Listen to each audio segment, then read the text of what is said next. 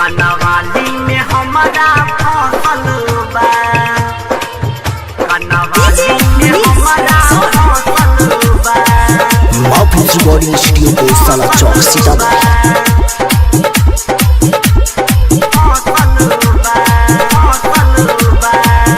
हमर भतरा के जुलफी सखी कनवाली में हमारा फसल बा,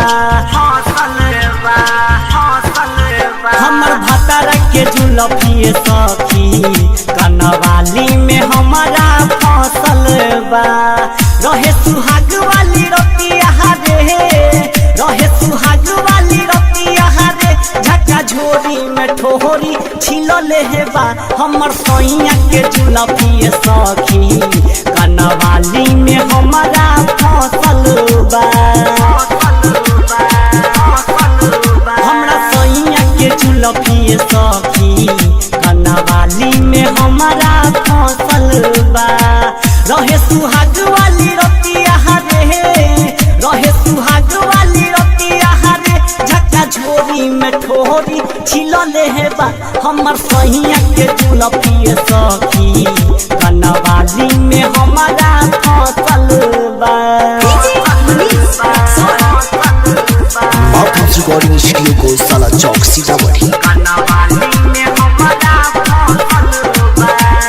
हरदम लागल रहे ये सखी जाला नाही दूर हो, बहिया में कसी के सैया करेला प्यार भरपूर हो।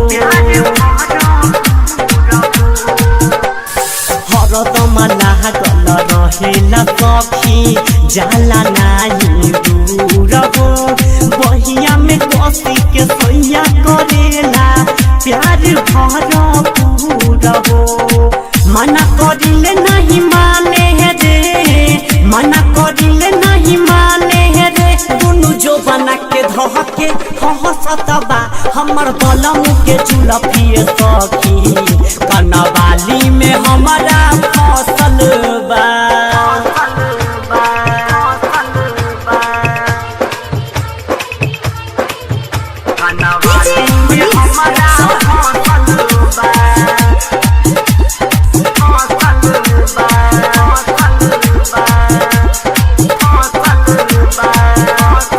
आदत से ओकर बानी सखी हम तहला चाह रे, मनी सकेला सैया ये सखी ले ली हमर जान रे।